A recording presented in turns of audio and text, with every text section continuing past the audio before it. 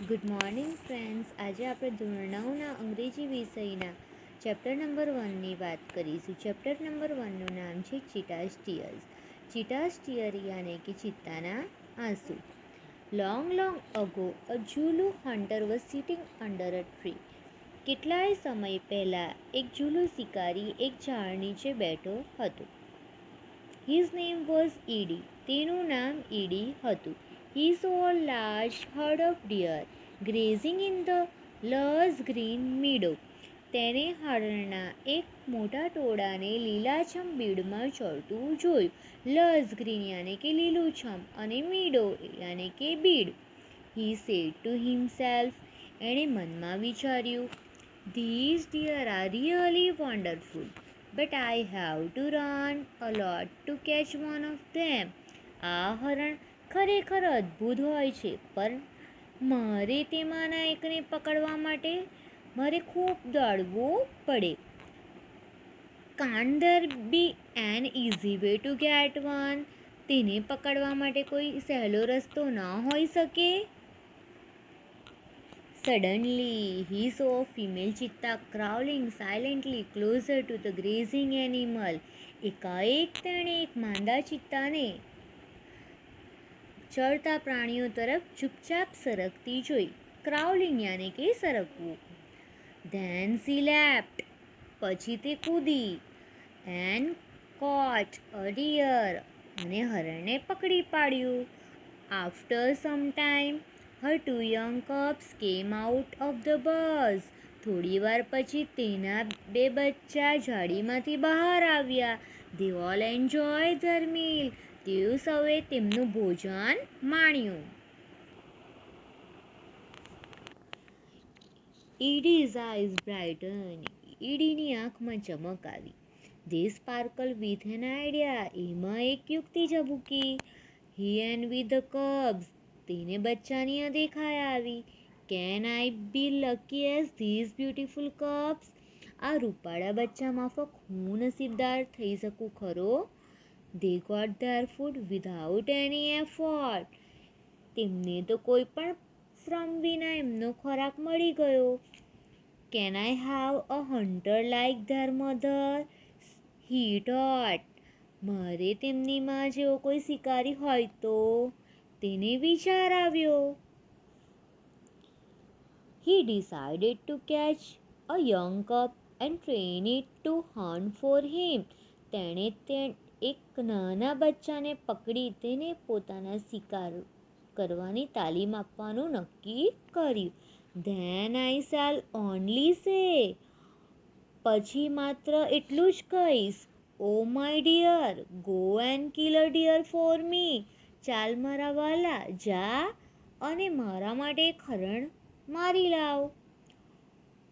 Oh, my life will be very comfortable then. પછી મારું જીવન ખૂબ જ આરામદાયક બની જશે. He was quite pleased with his own idea. પોતાના વિચારથી તે ખૂબ જ ખુશ થયો. He decided to follow the cubs and steal one. એણે એક બચ્ચું ચોરી લાવવાનું નક્કી કર્યું. From his experience, Edie knew that cheetah never attack a man. ચિત્તો કદી માણસ પર હુમલો નથી કરતો એમ એ અનુભવથી જાણતો હતો. Therefore, it was safe to steal a cub. તેથી બચ્ચું ચોરી લાવવાનું સલામત હતું. He followed the cheetah family till evening. સાંજ સુધી ચિત્તાના કુટુંબનો પીછો કરતો રહ્યો.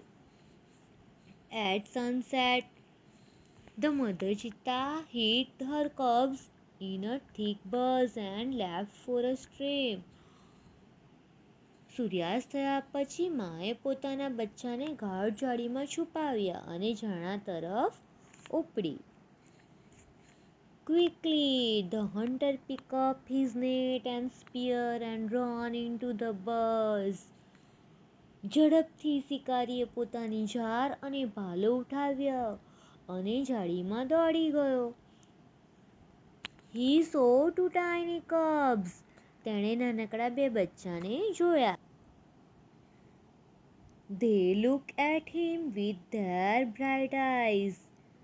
તેઓ તેની સામે ચમકતી આંખે જોઈ રહ્યા. They were too young to run away. તેઓ એટલા નાના હતા કે તે દોડી જઈ શકે નહીં. Edie threw the net over them. Edie તેમના પર ઝાડ બિછાવી દીધી. And cubs were caught. અને બચ્ચા પકડાઈ ગયા.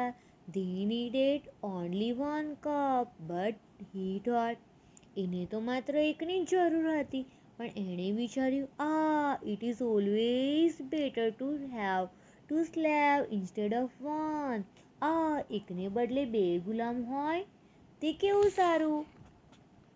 He dragged them with him and hid them under a big basket. તેણે તે બંનેને પોતાની સાથે ઘસડ્યા અને એક મોટા ટોપલા નીચે છુપાવ્યા. The mother cheetah returned after a while. થોડી વાર પછી માં પાછી આવી. She did not find her cubs. તેણે બચ્ચા જોયા નહીં. She looked all around. એણે બધી બાજુ જોયું. First of all, she became very angry and jumped wildly. પહેલા તો તે ખૂબ ધુઆપુઆ થઈ ગઈ અને પછી જોરથી કૂદી. She sniffed all around. તે બધે જ સૂંઘી વળી.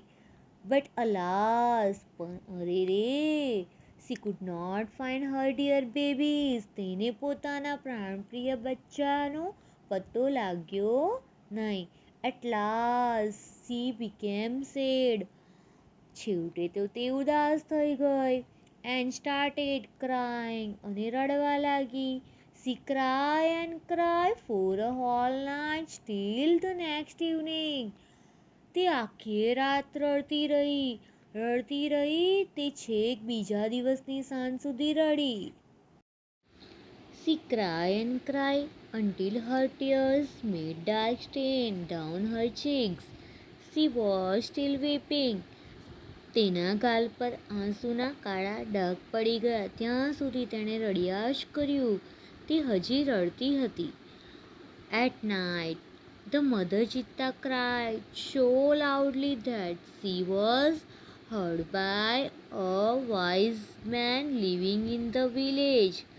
રાત્રે ચિત્તામાં એટલું મોટેથી રડી કે ગામમાં રહેતા એક ડાયા માણસને તેના રડવાનો અવાજ સંભળાયો.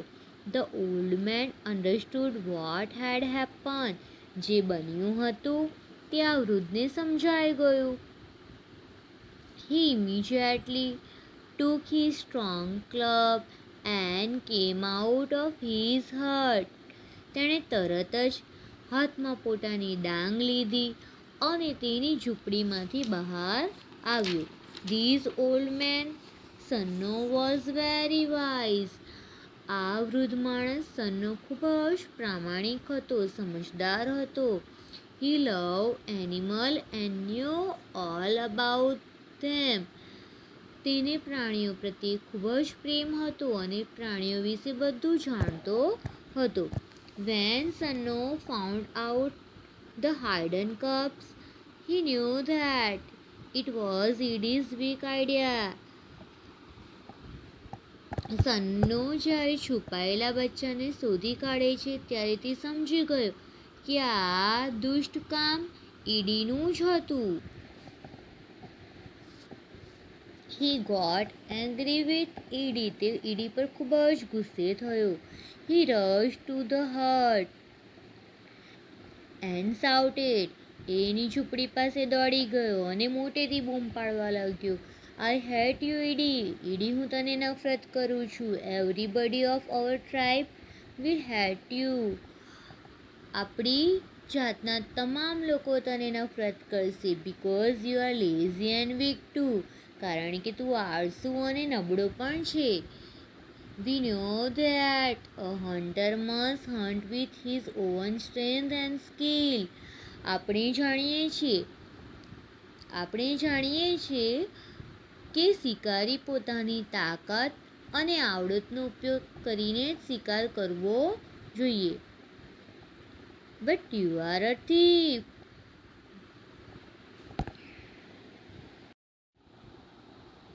But you are a lazy hunter, you are a thief. પણ તું આળસુ શિકારી છે. તું ચોર છે. You have broken the rules of our tribe. તું આપકી જમાતના નિયમનો ભંગ કર્યો છે. You have brought a dishonour to the whole tribe. તને આખી જમાતમાંથી હાંકી કાઢવામાં આવશે. All the member of hunter tribe got together. જમાતના બધા સભ્યો ભેગા થાય છે. They decided to drive away Edie from their village forever. એ લોકોએ તો એમના ગામમાંથી પણ એડીને હાંકી કાઢવાનો નિર્ણય કરી લીધો. Sanno took the cubs on his shoulder and returned them to their mother. સન્નોએ બચ્ચાને પોતાના ખભે ઉચક્યા અને તેમને તેમની મા પાસે પહોંચતા કર્યા. He saw that a long weeping of the mother cheetah had stained her face forever. તેણે જોયું કે ખૂબ લાંબા સમય સુધી રડવાથી માના ચહેરા પર કાયમને માટે કાળા ડાઘ થઈ ગયા હતા.